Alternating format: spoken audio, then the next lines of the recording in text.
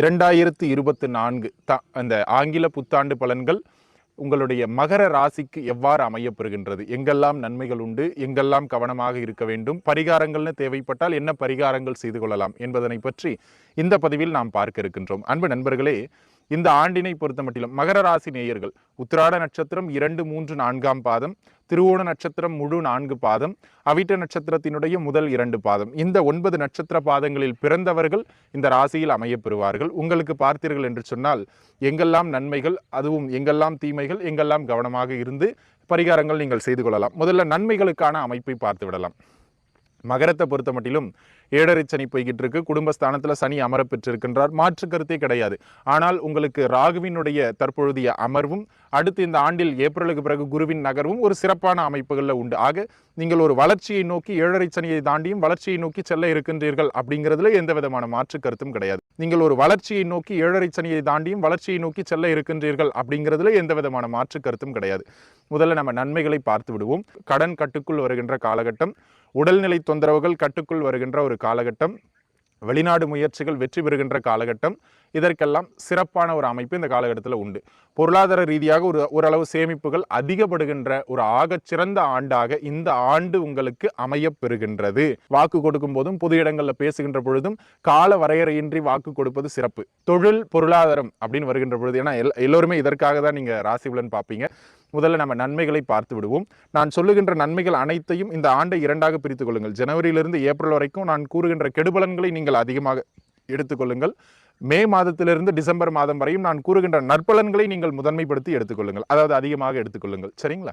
இப்போ ஃபர்ஸ்ட் நற்பலன்களுக்கு போயிடுவோம்.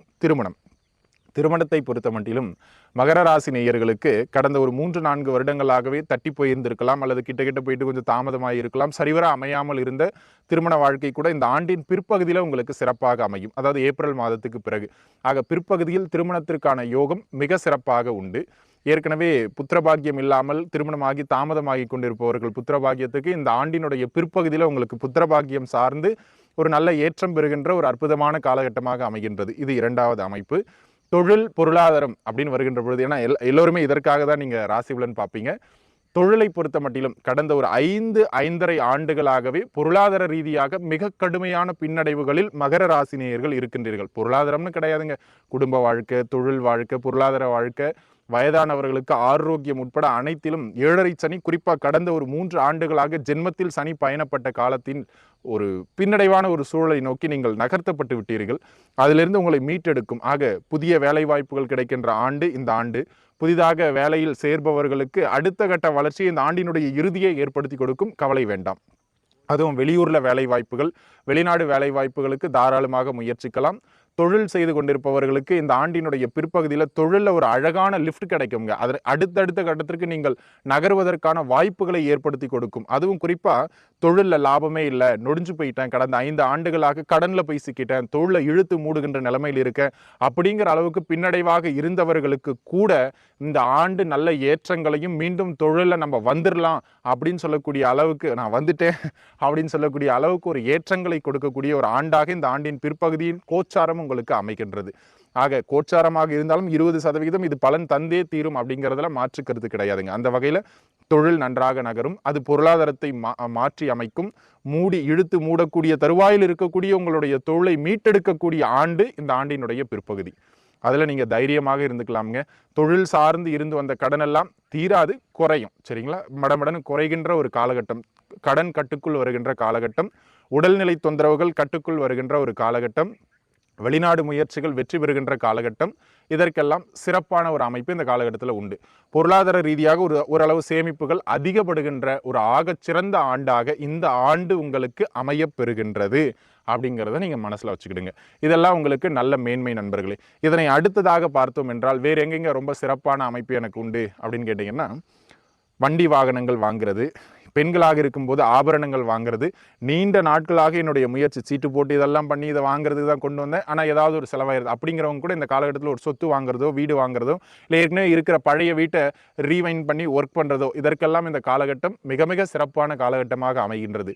இந்த வகையில் இது ஒரு ஏற்றம் மிகுந்த காலகட்டம். அதனை அடுத்ததாக பார்த்தோம் அப்படின்னு சொன்னீங்கன்னா, நீண்ட நாட்களாக இந்த சொத்தை விற்க முடியலைங்க, இதை விற்றா நான் டவுனில் போய் செட்டில் ஆயிடுவேன், இதை விற்றா என் பொண்ணு கல்யாணம் பண்ணிடுவேன், இதை விற்றா நான் தொழில் பண்ணி செட்டில் ஆயிடுவேன், இதை விற்றா நான் அங்கே போய் வீடு வாங்கிடுவேன் அப்படின்னு ஒரு பொருளை ஒரு சொத்தை விற்பதற்காக நீண்ட நாள் முயற்சித்தும் சொத்து சம்பந்தமான வில்லங்கங்களின் காரணமாக டாக்குமெண்டேஷன் பிரச்சனை காரணமாக யாரெல்லாம் அதை விற்க முடியாமல் கொஞ்சம் தாமதமாகி கொண்டு இருந்ததோ அவர்களுக்கு அந்த டாக்குமெண்டேஷன் இஷ்யூலாம் கிளியர் பண்ணி அந்த சொத்தை விற்கக்கூடிய கைவிட்டு மாற்றக்கூடிய ஒரு அற்புதமான அமைப்பு இந்த ஆண்டில் உங்களுக்கு கைக்கு கிடைக்கும்.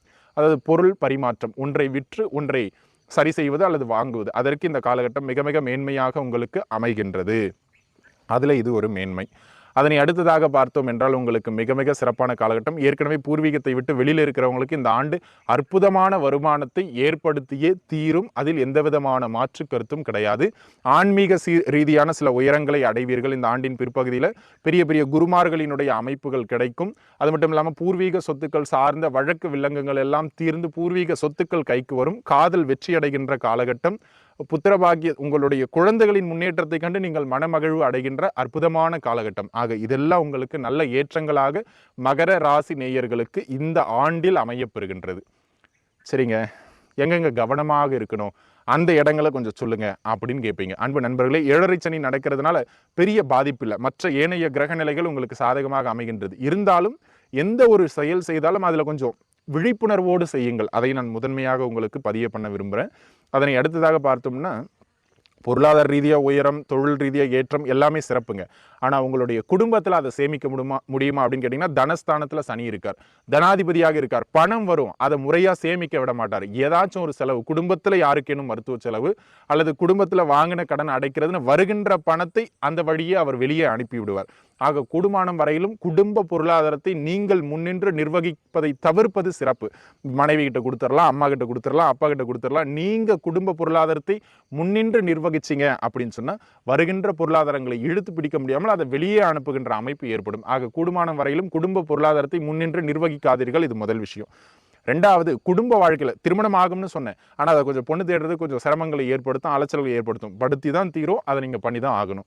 அதனை அடுத்தது ஆஃப்டர் மேரேஜ், திருமணத்திற்கு பிறகு குடும்பத்தில் உங்களுடைய தேவையில்லாத பேச்சுவார்த்தைகள், தேவையில்லாத வாக்குறுதிகளால் சில கருத்து வேறுபாடுகளை ஏற்படுத்துவது மாதிரியான காலமாக இந்த ஆண்டு அமைவதனால் கூடுமானம் வரையிலும் பேச்சுவார்த்தைகளை நிதானம் தேவை. அதனை அடுத்ததாக நீங்கள் ஒரு பொது மேடையில் இருக்கீங்க, சமூகத்தில் ஒரு முக்கிய அந்தஸ்தில் இருக்கீங்கன்னா வாக்கு கொடுக்கும் போதும் பொது இடங்களில் பேசுகின்ற பொழுதும் கால வரையறையின்றி வாக்கு கொடுப்பது சிறப்பு. பணிதரன்னு சொல்லுங்க, 2 நாளில் பணிதரன்னு சொல்லாதீங்க. அந்த கால வரையறையை கொடுத்து விட்டீர்கள் என்றால் கொஞ்சம் சிரமத்தை அது ஏற்படுத்திவிடும். அதை மனதில் வைத்து கொண்டு கால வரையறையின்றி வாக்கு கொடுப்பதை பின்பற்றி கொள்வது மேன்மை. ஆக இந்த பொருளாதார விஷயம், குடும்ப விஷயம், வாக்கு கொடுப்பது, இந்த 3 அமைப்புகளில் மட்டும் நீங்கள் கவனத்தை பின்பற்றி கொண்டால் போதுமானது. வேறு எதற்கும் எங்கும் பயப்பட வேண்டாம். இதனை அடுத்ததாக தகப்பனாரோடு சின்ன சின்ன கருத்து வேறுபாடுகள் ஏற்படலாம், அல்லது தகப்பனாரின் உடல்நிலையில் தொந்தரவுகள் ஏற்படலாம். இந்த விஷயம் இதை மட்டும் பார்த்துக்கிட்டிங்கன்னா போதும் நண்பர்களே. வேறு எங்கும் எதற்கும் பயம் கொள்ள வேண்டிய அவசியம் கிடையாது. உங்களுக்கு பரிகாரங்கள் அப்படின்னு கேட்டோம்னா, ஏழை எளியவர்களுக்கு அல்லது ஆதரவற்றவர்களுக்கு அன்னதானம் செய்வது மிக மிக சிறந்த பரிகாரம். அதனை அடுத்ததாக ஆஞ்சநேய பெருமானையோ அல்லது பைரவ பெருமானையோ இறுக பிடித்து கொள்வது உங்களுக்கு நல்ல மேன்மையை பெற்றுக் கொடுக்கும். இப்படி தாங்க மகர ராசி நேயர்களுக்கு கோச்சார பலன்கள் அமைகின்றது. இது ஒரு பொதுவான பலன்கள். இதோடைய பலம் 20%. உங்களுக்கு சுய ஜாதகம்னு ஒன்று இருக்குங்க, அதுதான் மிக மிக முக்கியமானது. அதன் அடிப்படையில் நல்ல தசாபுக்திகள் போச்சுன்னா இன்னுமே நல்லா உயர்வீங்க. நீங்கள் எதுவும் முக்கியமான விஷயம் பண்ணுறதா இருந்தீங்க அப்படின்னு சொன்னால் ஒரு முறை உங்களுடைய சுய ஜாதகத்தை பார்த்து கொண்டு, தசாபுக்தி அமைப்புகளை பார்த்து கொண்டு அதன் பிறகு செயலில் ஈடுபடுவது நல்ல மேன்மைகளை பெற்றுக் கொடுக்கும். எல்லாம் வல்ல பேரருள் உங்களுக்கு துணை புரியட்டும். நன்றாகவே இருப்பீர்கள். வாழ்த்துக்கள். நன்றி.